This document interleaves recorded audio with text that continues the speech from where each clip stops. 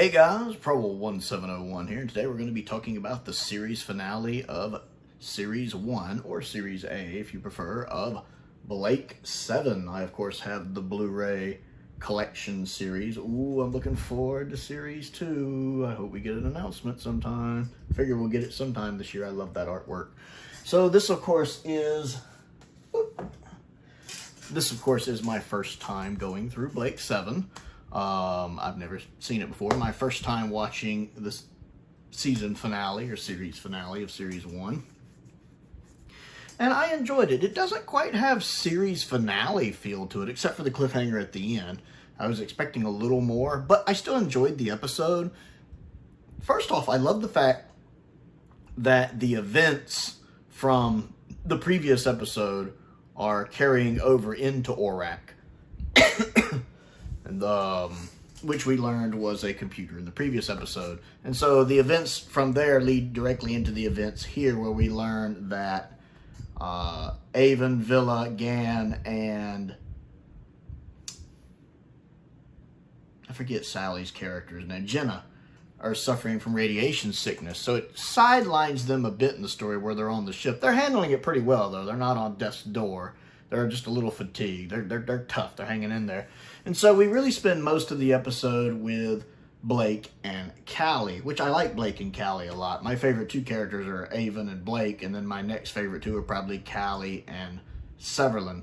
And I like the fact we get more of Severlin in here. I love me some Jacqueline Pierce. I do not know what it is about Jacqueline Pierce, that she has such a sexuality to her that it is so hard to put into words, but you just want to stare at her, even especially like with that short haircut she has. She's just, a lot of you probably know what I mean. There's just something about her that is eye-catching, in the way she wears her outfits and the way she walks and moves with her body language. She is just stunning, and just as an actress, she's a great actress. I love this poise and class she carries as Severlin. And then, of course, Steven, is that his name? He's doing a great job as Travis. It's great to have Travis back again. I understand where his hatred comes from, because Blake is the one who scarred him. It's nice that we got to see his laser hand again. I thought the sets looked pretty good. The sets when they're in the sewers running around look pretty nice. The guy's lab that they're going to save, the father of the son who died in the last episode. And then the location work looks good. I mean, they're in a quarry. You know, I'm having classic Doctor Who vibes right there. You know, nice and at home in a quarry.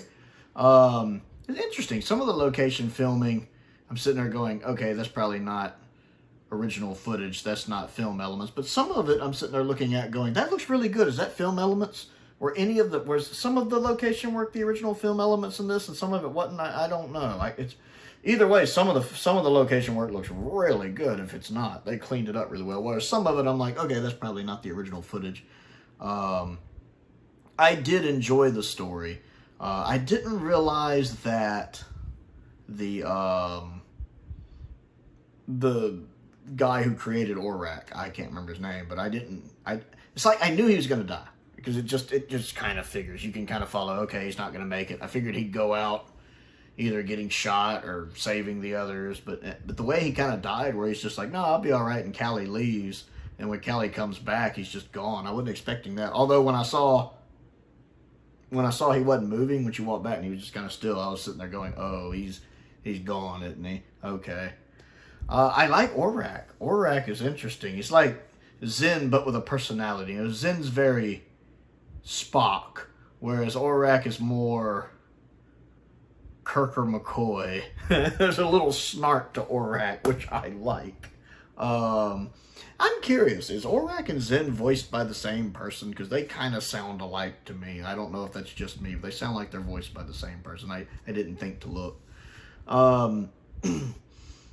My favorite part of the episode is the standoff at the end with Blake and Callie versus Severlin and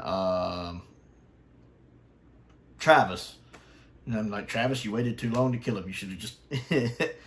But, you know, Severlin's like, no, don't. And then, like, 30 seconds later, she's like, all right, kill him. And then I did like the bit when Avon managed to shoot his robotic hand and destroy it. That was cool. And good shot. I was aiming for his head. I've heard that joke somewhere else before. That's not the first time I've heard that bit, but it is funny. My favorite part, though, is when Travis and Severlin are like, oh, so I guess you're going to kill us. You might as well go ahead. And Avon's just like... Avon doesn't hesitate. He raises that gun immediately.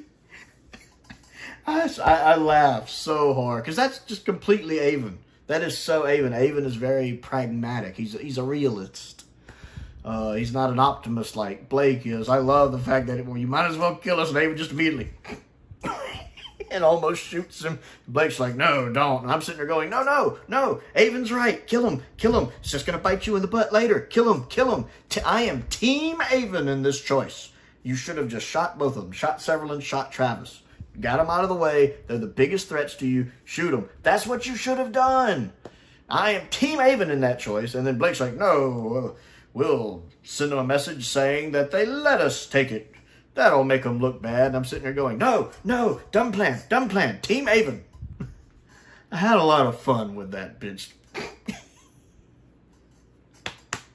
I love Avon.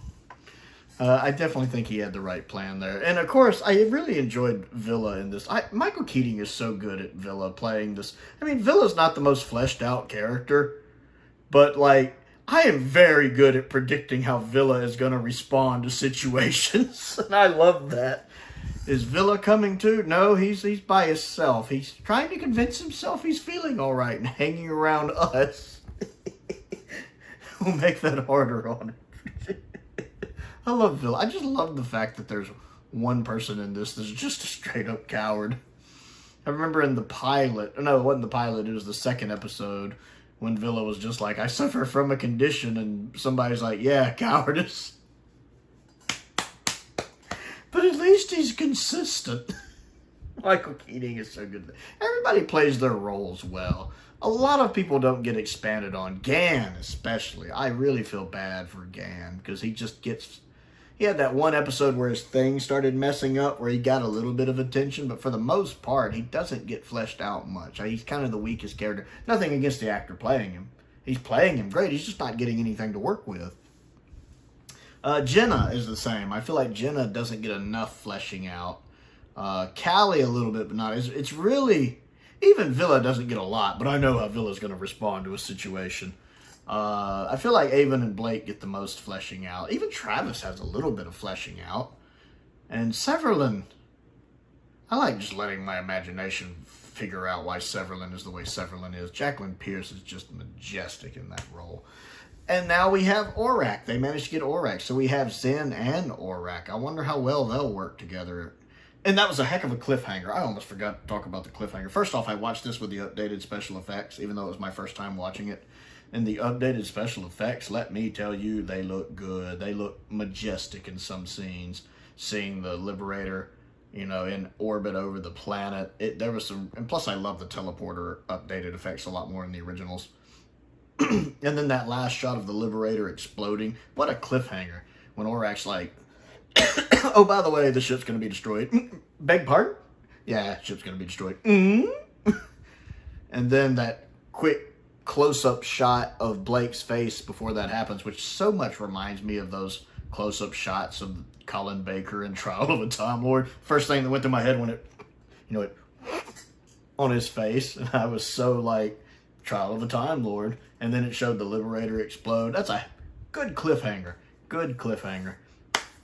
So now I'm looking forward to starting on season 2 sometime soon. Very enjoyable episode. Not my favorite episode of the season. Probably not my least favorite either.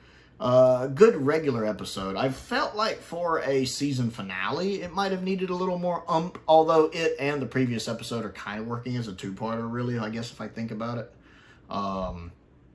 And that actual cliffhanger at the end. Great way to end the season there.